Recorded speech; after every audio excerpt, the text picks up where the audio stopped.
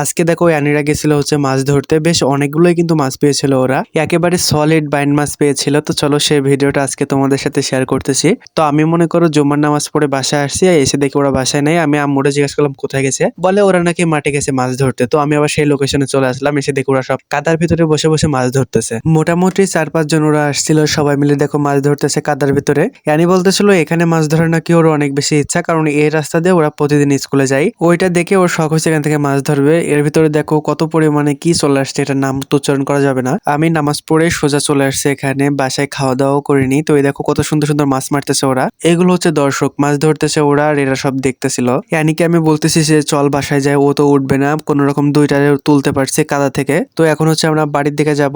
ওই দেখো মাঠের ভেতর দিয়ে ওরা যাচ্ছে, রাস্তাতে আসবে না, লজ্জা লাগবে তার জন্য। তো আমি রাস্তাতে যাচ্ছিলাম।